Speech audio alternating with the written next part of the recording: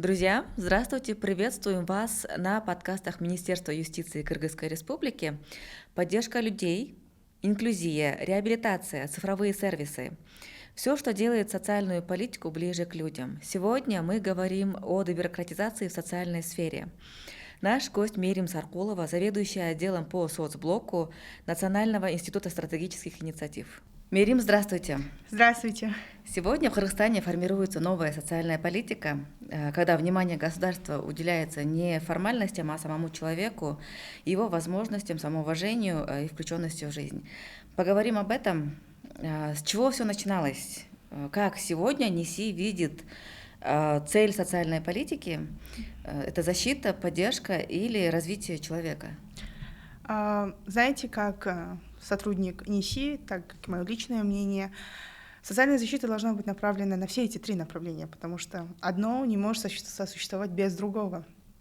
Защита, мы должны защищать наших уязвимые слои населения, поддерживать это те же пособия, это помощь когда необходимо,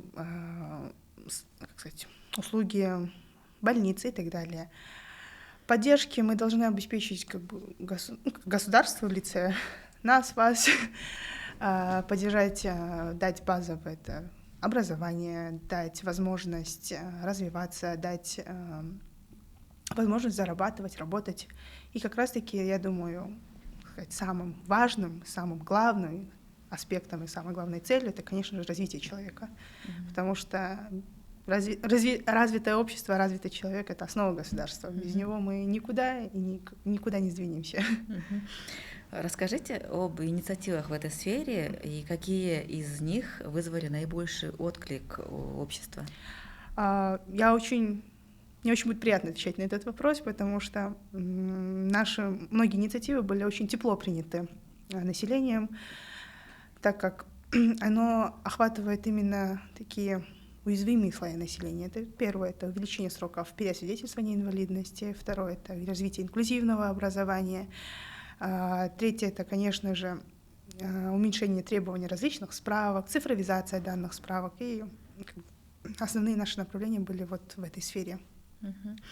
Вы перечислили много инициатив. Давайте подробнее о тех, что касается людей с инвалидностью. Что реально изменилось для них, да, и как эти реформы отражаются на семьях, которые ухаживают за близкими с инвалидностью? Вы знаете, мы когда вообще начали изучать эту тему, мы столкнулись очень с интересной картиной. То, что люди, имеющие первую группу инвалидности, это довольно тяжелые случаи, когда элементарно человек не может двигаться после инсульта, например. И таким людям необходимо проходить переосвидетельствование каждые 2 года. За этой цифрой каждые 2 года стоят миллионы, стоит часовые очереди в больницах, стоят множественные процедуры, получить там справку, получить здесь справку. И есть определенные, скажем так, специфические направления, как проблемы с слабовидящие, например, или же с психическими расстройствами. Им необходимо вообще ехать со своих регионов, например, либо в город Бишкек, либо в город Ош. Это действительно занимает уйму времени не только у самого человека, но и его близких, которые сопровождают его, потому что мы все знаем, что необходимо сопровождать уязвимых людей с инвалидностью. И в этом аспекте у нас сначала был шок, потом принятие, изучение.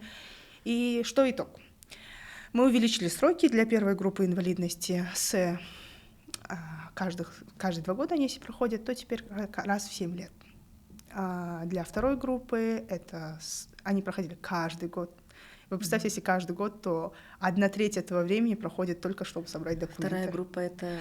Это люди, у которых, например, нет одной почки, ампутирована одна рука, одна нога. Вот. Это действительно сложные случаи, и тут ничего... Вряд ли рука отрастет. Да, сверхъестественно ничего не произойдет, и поэтому в этом плане с 2 до 4 лет мы увеличили, и для третьей группы это как раз-таки мы живем в высокогорной стране, и вообще сердечно-сосудистые болезни это является нормой для жителей высокогорных стран. И в этом плане, например, у человека может быть стоять клапан на сердце, и он должен каждый год проходить и говорить: у меня клапан на сердце, вы представляете? А чтобы удостовериться, что у тебя есть этот клапан, необходимо пройти заново в медобследование. Это действительно очень много времени занимает, и нервов, и деньги. Да. И в этом плане мы вот провели небольшие, скажем, такие шаги по улучшению и как раз увеличили сроки. Также, да, интересный момент, мы добавили то, что вообще наличие инвалидности же дает какие-то ограничения, и если у человека до этих сроков, скажем так, улучшил свое состояние, то он может по своей инициативе написать заявление и убрать статус инвалидности. Раньше такого не было? Раньше такого не было. Да, это облегчает жизнь, и действительно это не небольшие, а довольно колоссальные изменения. Перейдем к инклюзии. Как НИСИ оценивает текущий уровень инклюзивности в нашей системе образования? И расскажите, пожалуйста, подробнее об инициативах и как изменится эта сфера после дебюрократизации. Очень хороший вопрос.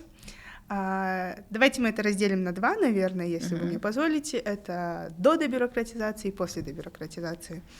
Когда мы начали вообще тоже рассматривать этот вопрос, у нас очень интересный момент сложился, что закон об образовании был изменен в 2023 году, и там были колоссальные изменения с учетом инклюзии.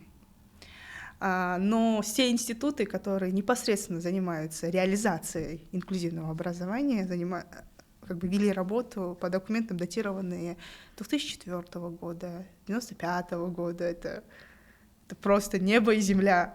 И в рамках этого была проведена довольно-таки колоссальная работа. Мы просмотрели и документации, переговаривали и с госорганами, переговаривали и с родителями таких особенных детей. И нашли как раз-таки точки, где можно будет изменить. И на сегодняшний день Министерство просвещения делает довольно большую работу, и они, например, сейчас ликвидировали более 1500 своих приказов внутренних, которые касались в том числе и инклюзии, удали на утрату, и сейчас разрабатываются совершенно новые правила, которые будут учитывать и мнение родителя, потому что, я думаю, каждый родитель заинтересован в развитии своего ребенка, и он лучше знает, как этому ребенку вообще получить образование. Поэтому новые правила они колоссально отличаться от того, что сейчас мы имеем на самом деле. Вы еще упоминали модернизацию системы реабилитации, протезирования, медицинская поддержка. С какими трудностями сталкиваются семьи, когда им нужны такие услуги сейчас, и чем государство поможет им уже в будущем? Да, действительно, данные организации, они вообще разрозненные и живут по своим уставам, по своим направлениям. И сейчас уже в рамках дебюрократизации государственной системы управления мы постарались сделать более упрощенный вид и объединили, получается, реабилитационный центр и центр по изготовлению этих протезных изделий. Что это даст? Во-первых, людям не надо будет ходить в одну организацию, потом в другую, проходить там очереди, там объяснять, почему ты оттуда сюда пришел. И это упростит их жизнь, также и работу самой организации, потому что они будут знать, вот у нас человек пришел, у него такой-то диагноз, и вот ему необходимо будет уже сделать определенный протез, и это будет уже более... процессы намного упрощены и ускорены. Перейдем к цифровизации. Когда говорим цифровая трансформация, у меня первая мысль возникает, что я опять забуду пароль. Хотя речь о том, чтобы не забыть пароль, а чтобы забыть про очереди. Расскажем немного о технологиях, какие перемены ждут соцблок в рамках цифровизации. Так, давайте мы начнем с того, что уже есть. Вообще цифровизация, она из таких, знаете, одним из таких камней, основных блоков дебюрократизации. И, слава богу, она позволяет сделать решение более быстрее. Из предисловий пройду к конкретным примерам. Например, справка о том, что вы психически здоровы. Вы получали ее? Да, конечно. Когда устраиваешься на работу, так или иначе приходится его искать. Да, и это же, получается, очереди, они огромные были, что необходимо было стоять в очереди и держать свою очередь, чтобы никто там не протиснулся, чтобы даже мне просто спросить, чтобы вот этого не было. И когда мы начали это рассматривать, мы поняли то, что вообще эту справку выдают как? Есть список людей, которые стоят, они на учете психиатрического диспансера, и если тебя в этом списке нет, ты автоматически являешься здоровым. Так это можно было давно сделать, оцифровать, получается. И как раз-таки одна строчка поменяла очень многое. Сейчас и вы, и я, и все, кто смотрит данный подкаст, могут зайти в приложение Тындук и получить справку в любой момент, когда он захочет, есть ли он на учете, нет на учете. И не надо будет ехать, стоять в очереди, тратить свое время, деньги. И дебюрократизация — это как раз-таки вот этот процесс, когда мы экономим время, деньги, ресурсы как человека, так и государства. И я еще хотела бы добавить к вашему вопросу о цифровизации то, что как раз-таки в рамках дебюрократизации мы запретили госорганам истребовать документы у граждан, которые есть в Тындыке. И к чему это привело? Тому, что буквально за 2 месяца после того, как этот запрет начал действовать, транзакции, вообще запросы в системе Тындук увеличились на более 15 миллионов. Это вы представьте, сколько бумажек, сколько времени было сэкономлено у обычных наших граждан, чтобы получить определенные справки, которые уже есть. Сколько очередей ушло? А какие это могут быть документы? Различные, начиная от выплат в социальный фонд, это как раз информация о вашей заработной плате. Это может быть информация как раз-таки о психическом здоровье, которую тоже можно посмотреть уже, если у госоргана есть доступ к системе Тындык, он это увидит без проблем.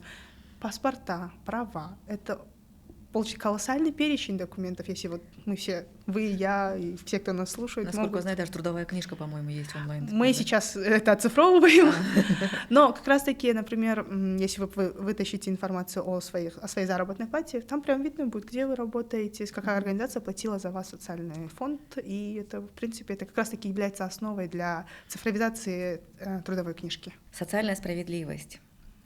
Социальная справедливость — это ведь еще и вопрос географии. Как вы видите ситуацию? Есть ли сегодня разрыв между центром и регионом? И если есть, то как можно его сократить? К сожалению, мы должны признавать, что она есть, особенно в социальной сфере, потому что если мы будем говорить об здравоохранении, мы будем говорить об образовании, об инклюзивном образовании, все большие институты, которые этим занимаются, они все находятся в основном в Бишкеке. И так или иначе человеку приходится из регионов лететь, ехать в Бишкек, чтобы получить те или иные услуги. И как раз-таки цифровизация определенных процессов нам позволит более упростить это, получать определенные консультации, не выходя из дома или даже не выезжая за своего там, не знаю, аильного аймаха, например. И в этой части, да, делается большой упор, потому что большинство, основное наше население, они живут в регионах, это не Бишкек и Ош. И поэтому развитие регионов и вообще развитие государственных услуг, особенно в социальной сфере, необходимо развивать. И мы потихоньку идем к этой цели. Да, я знаю людей, которые находятся в регионе, у человека нету 2 ног, ему приходится приезжать в Бишкек, чтобы получать какие-то, возможно, реабилитационные, может быть, я ошибаюсь, услуги, или какие-то, доказывать то, что у него нету ног, да. А еще слышала историю о том, что в регионах родители детей с особенностями собрались как общество и сделали для себя образовательный центр. Это к чему? Есть ли примеры, как региональные инициативы становились моделью для всей страны в этом блоке, в социальном блоке? Да, конечно, как раз-таки тот пример, который вы описали, мы как раз-таки сталкивались с такими общественными объединениями, там поможем детям с аутизмом и так далее. И действительно, их модель, она является довольно-таки показательной для нас, потому что государству надо уже отходить от вертикали и переходить более горизонтально, уже вместе с обществом двигаться в этом направлении. И да, мы вместе с такими организациями также сотрудничаем и пытаемся найти точки, где можно будет изменить вообще подходы государственные в сфере как раз-таки инклюзивного образования, потому что без, фидбэка с той стороны, где действительно есть опыт когда они с этим сталкиваются, нам необходим, потому что на бумаге, когда мы читаем, у нас иногда бывает все замечательно, все процедуры прописаны, все хорошо, но когда это реализуется, это может выйти другая картина. Поэтому нам необходимо, как раз-таки мы сейчас поддерживаем эту связь, чтобы корректировать определенные моменты и уже двигаться уже к большим изменениям. Как раз таки вы упомянули про вертикальные и горизонтальные модели. Готовясь к этой записи, я где-то прочитала, что различают вот горизонтальную и вертикальную модель. Можете объяснить мне, как простому человеку, что это такое, и какую модель применяет у нас в Кыргызстане, либо в каком направлении мы идем, к какой модели?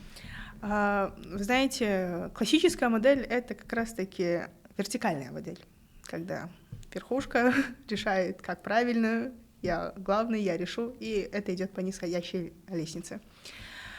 Но чем чревата такая модель? Тем, что ты не понимаешь, как она реализуется внизу. Как сказать, не внизу. Так. Чем, данная модель, скажем, частично несовершенна в том, что она не учитывает мнение получателя данных услуг, данной инициативы, и поэтому сейчас государство движется к более горизонтальной модели, потому что общество, государство — это одно целое, поэтому нам необходимо сообща двигаться. Поэтому мы вообще в рамках, когда дебюрократизация начиналась, и как сейчас она движется, мы всегда открыты к мнениям общественных объединений, а также каждого гражданина, потому что мы не можем быть экспертом во всех сферах. И если есть видение, как это лучше сделать, мы всегда прислушаемся, мы постараемся это сделать наилучшим образом, чтобы это было как и удобно для самого граждан, для общественного объединения, так и для государства. Мне кажется, это идеально. Ну, конечно, это сейчас мы к этому движемся, но я надеюсь, что мы к этому придем, и это уже выстроится такой идеальный механизм сотрудничества. Да, есть запрос, вот проблема решайте. Проблему никто не придумывает сверху, а проблема выходит из того, что есть. Да, так и получается. Да. Хотелось бы перейти немного на личные вопросы. Больше не лично, конечно, это касается вашей работы. Часто кажется, что вот ваша работа, я предполагаю, что вы больше аналитик, скорее всего, да? Что ваша работа — это документы, цифры, таблицы, такая сухая бумажная работа, но за каждой цифрой, за каждым документом стоит человек, либо чья-то история, семья, да? Бывают ли у вас моменты, когда результаты ваших исследований, результаты вашей работы трогают вас чисто по-человечески? Да, конечно, потому что когда, например, особенно в рамках дебюрократизации, ты начинаешь углубляться в разные сферы, и когда ты уже погружаешься в них, проблемы действительно они не создаются, они есть. И первый, кто об этом скажет, это тот, кто получает эти услуги, сталкивается с этим. И как раз-таки одной из такой главной работы как раз-таки было взаимодействие с ними. И когда ты понимаешь их проблемы, и ты сидишь вот так вот, читаешь бумажки, ты как бумажки читаешь определенные нормативно-правовые акты, законы, и когда ты видишь вот эту строчку, если поменять, вот эта проблема решится, это действительно чувствуется, как будто ты что-то сделал в этой жизни, и ты начинаешь вот это все формировать так правильно и подавать уже дальше для продвижения, потому что ты понимаешь, что одна строчка меняет многое в жизни человека. То же самое как раз-таки справки о психическом здоровье человека. Кстати, да. А бывает такое, что вот идея хорошая, но система сопротивляется, двигается медленно, возможно, да? Что вы в таком случае чувствуете? Это для вас как профессиональный вызов, либо это все-таки какое-то чувство разочарования появляется? Ну, знаете, здесь вначале, когда ты погружаешься в тему, ты уже знаешь, что это, как это, с чем это есть. И когда чувствуешь сопротивление, это просто колоссальный диссонанс в голове. Ты думаешь, как? Почему вы не видите эту проблему? Она же есть, ее же можно решить. И да, наверное, это больше как вызов, потому что ты начинаешь думать, а как лучше сделать так, чтобы и человек, который сопротивлялся, понял, что мы не играем против друг друга, мы должны вместе делать это. И ты уже думаешь, может, находишь пути так, чтобы удовлетворить и себя, и как бы проблему, чтобы решить, и человек, который сопротивляется, понял, что оно не стоит сопротивления, надо совместно двигаться. Поэтому, да, это, как сказать, и так, и это. Да? Спасибо, Мирин, за такой хороший разговор. Наверное, общество проверяется не тогда, когда оно чествует своих победителей, а когда он не бросает тех, кому сейчас тяжело. Да? Это был подкаст Министерства юстиции. С вами были Мирим Саркулова и я, Джилдыз Джуроева. Смотрите наши подкасты на наших страницах Минджаст.kg.